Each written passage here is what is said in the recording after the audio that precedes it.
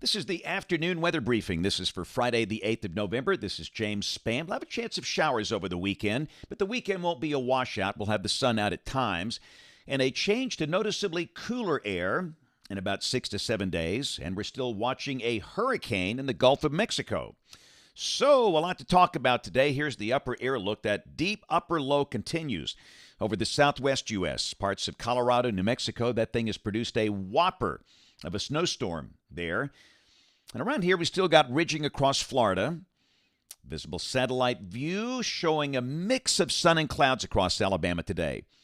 Depending on where you are, either it's been a mostly sunny day or an overcast day. Underneath the clouds, just not much rain. Got a few showers down across the southwest counties of the state. Mobile, Baldwin, Washington, Escambia, Monroe counties, but much of the state rain-free. And again today, we are very warm where the sun is out. We've got low 80s. Look at Tuscaloosa, 81. Sylacauga, 81. Birmingham sitting at 79, but where the clouds are in place, some spots are in the 60s. For example, we've got Haleyville at 67, Cullman 68. Most spots are in the 70s. 79 at Mobile, Dothan sitting at 80. There's the watch warning map today. We've got flash flood watches for parts of Texas and Oklahoma. Winter storm warnings in effect for parts of Colorado and New Mexico. The western tip of the Florida or the Oklahoma Panhandle. And the extreme northwestern corner of Texas.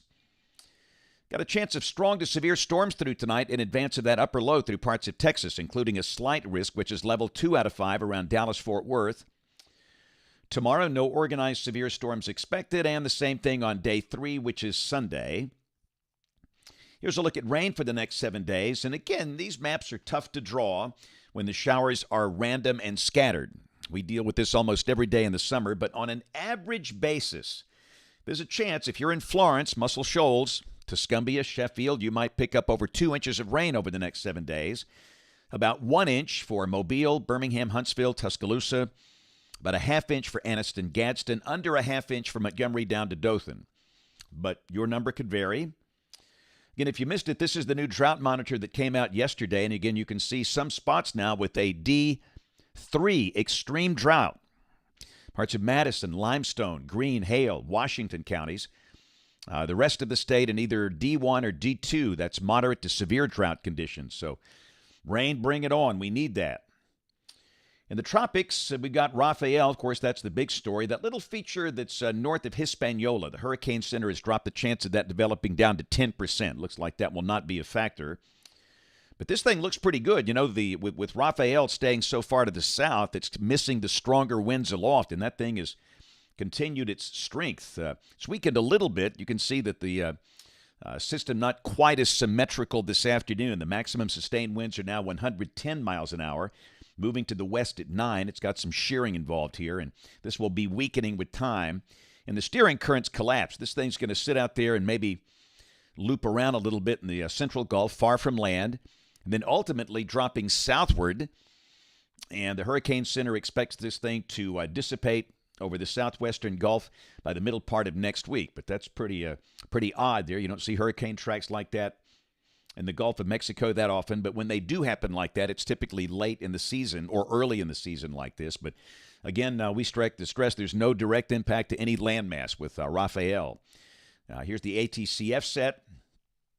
And again, that's your classic spaghetti bowl when the steering currents collapse. It just kind of sits there, and then almost all the members, not all, but almost all the members drop it down to the south. So model fans, let's look for some rain here. The GFS, this is the 12Z run, valid tomorrow afternoon at 4. The upper low that's been over to Mexico, lifting out into Nebraska. And down below that, we got Rafael well to the south in the Gulf. And again, there's sufficient moisture for scattered showers here tomorrow.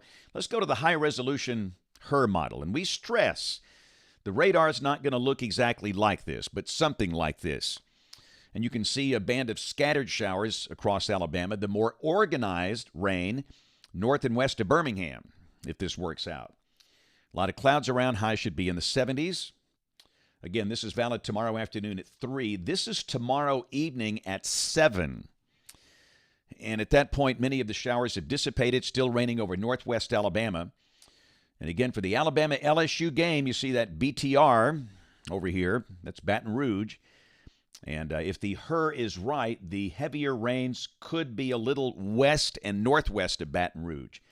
And there's a chance maybe they'll get the game in without rain, but there is no guarantee. We're certainly going to mention a chance of showers for the game. But the good news, probably nothing too heavy. Thunder, lightning possible, but not especially likely. The better chance of that would be off to the west. But still, no doubt, take the rain gear. Plan on some rain. Temperature should be in the 70s for that ball game. So Sunday, and again, we'll have scattered showers around. Not raining all day, not raining everywhere, but there's a chance. The high, low to mid-70s.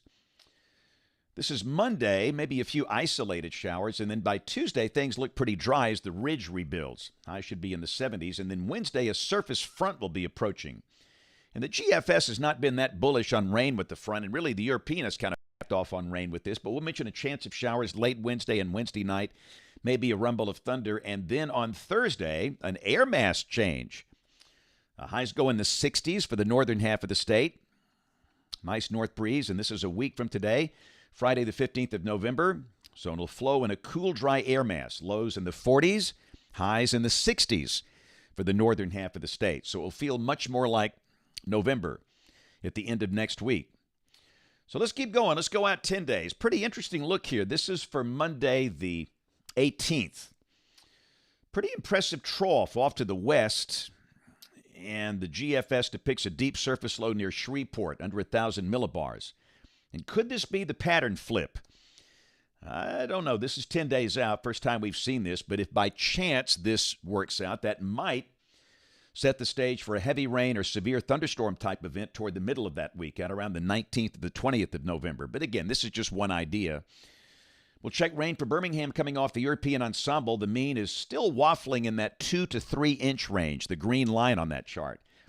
A little closer to 3 inches this afternoon. And hey, 3 inches, that's a win. We'll take that. Temperatures coming off the NBM, National Blend of Models. We've got 70s through Wednesday, then 60s for Thursday, Friday, Saturday, late next week, and that following weekend. Lows getting down in the 40s by the 15th and 16th, but still no sign of any freezing conditions here for the next 10 days. And just in, the new 8 to 14-day guidance. I promise we're showing you new maps. They just look the same every day. And again, they're kind of going with a persistence forecast. This is for November 16th to November 22nd. And again, the west below average, the trough. The east above average with a ridge. And again, this pattern will flip. It will flip. It always does. And when it does, again, we could see some pretty active weather here. So we'll just kind of be watching for signs of change, and I just get the idea if we see a flip, it's going to be over the latter half of November. And hopefully we won't have a flooding, severe weather type event around Thanksgiving, but it's just something to look for.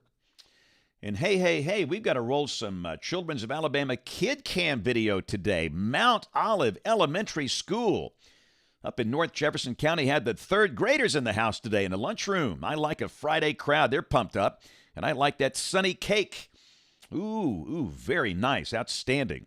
Kids were great today. I love third grade. You know, it's my favorite grade to teach. They can soak it up. Talked about thunderstorms, convection, hurricanes, tornadoes. A great group today. Some great teachers, too. So, again, to everybody out at Mount Olive Elementary School, thanks a lot for a great visit earlier today. Hey, you guys are looking good.